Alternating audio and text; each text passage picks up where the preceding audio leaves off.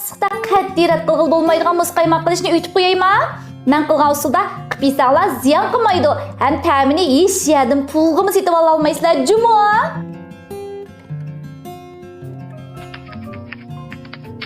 Amsa hazır badam marojnesi qilishni boshlaydilar. Qazimizga tuxumning seriqidan 3 tal, süt 150 gram, şekerden 50 gram. Endi muşlarni tuvan o'tda qaynatib, şekerni eritib olamiz. Şekerni eritib olsaqlı bo'ldi. Muştaq to'xtamay aralashtirib turib, mushni qaynatib olsaqlı bo'ldi. Mana muştaq alati eritib olsaqlı bo'ldi. Endi buni esa suvitib ilib, ichiga oq shokoladimizni solamiz.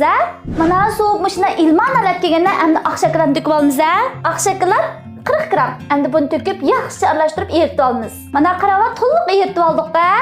Muştaq eritib, endi buni butunlay sovutimiz. Longsangda 2 saatdan 5 saat chiqib qo'ysalar bo'ldi. Qaranglar, endi bu bizning benchilikning xususiy tayyor bo'pti. Endi buni mushta cho'ngroq qachiq to'kib olaylar. Endi buni tepiga 200 gram danay to'kib olaylar. Endi buni yaxshi ko'ptirib olamiz.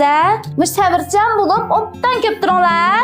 Mush marojning o'xshash o'xshamasligi mushning bilan bog'liqchimi? Mana mushta qalat ko'ptirib olgandan keyin endi buningga muvofiq miqdorda badam solaylik. Biz badamimizni ezibdik. Mushta olganda texmi aralashib yaxshi bo'ldi. Badamni to'kib olamiz. Endi buni yaxshi aralashtirib olaylar. Mana shunda tamlik bir marojni bo'ldi buningda. Mana tayyor bo'ldi-ya. Endi buni qilipimizga to'kib to'ltalaylar. Buni endi mushta qilipimizga obdan qilib to'kib olaylar. Mana qaranglar, mushta to'kib, andan keyin yaxshi to'ltib olsaqli bo'ldi. Buni odatda 5 saatdan 6 saat atrofida to'ltimiz.